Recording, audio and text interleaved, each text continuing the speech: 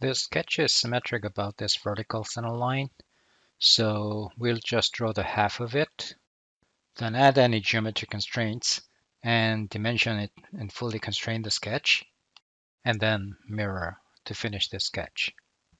If you look at the dimensions, they have trailing zeros and no leading zeros, so you'll see that this is an inch system. Create a part with an inch system, and let's just use the front plane to make the sketch.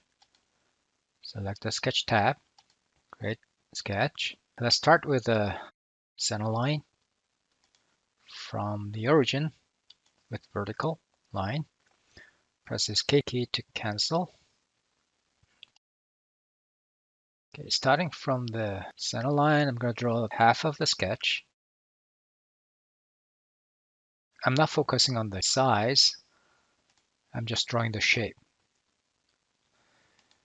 And here I need to draw an arc, and you can use this arc tool, but if you move your cursor back to the starting point and pull it, and then it becomes an arc. Click to create an arc, and the line command resumes. And finish the half of the sketch. Press the escape key to cancel. And I have to look at if any constraints are missing. They are horizontal and vertical. This sketch is rather simple, so not many geometric constraints are needed. And make sure that the tangent constraint is added between the line and arc. Sometimes it is easy to miss because it looks like they are tangent, but if you don't see this tangent constraint, they are not actually tangent. So you cannot fully constrain the sketch if you don't have the tangent constraint.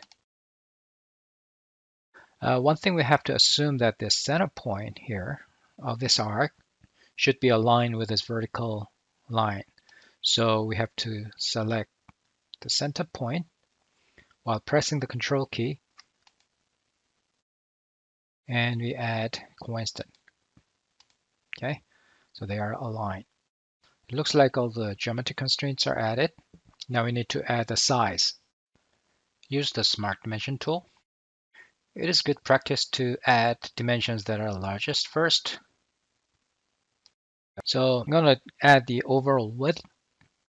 So select this vertical line here. And now we need to select the center line. But this will give you only the half of the width.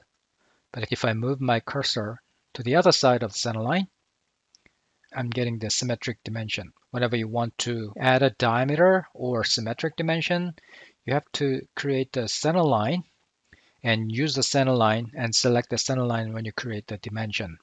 And if you move your cursor on the other side, it becomes the symmetric dimension or diameter of dimension. So I click, it's going to be 5. And here, this guy will be 2. So SolidWorks continuously making the symmetric dimension. But now I need to add the overall height. So select this and that'll give you 4. And this is 0.5.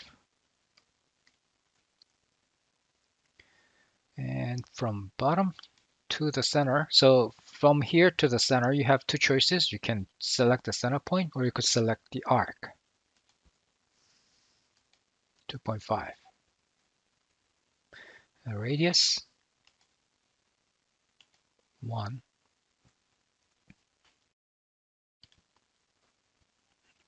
We could have drawn this slot here, but we'll do that later after mirroring the sketch.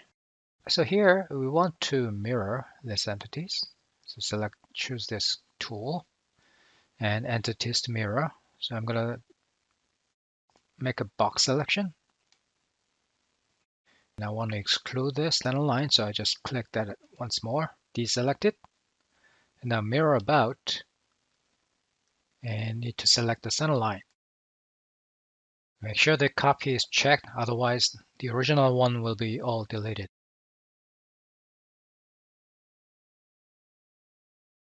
Now we need to add the slot.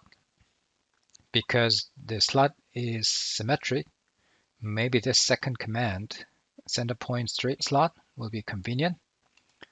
So if you look at the icon, there's 1, 2, 3, that sequence of the mouse click. So select center line, second click, third click, that'll finish the slot. Need to add a dimension.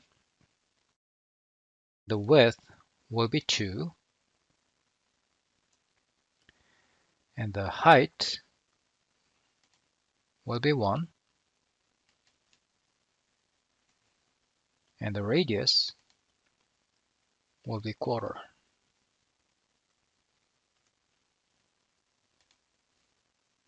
Okay, that'll finish the sketch, and sketch is fully defined.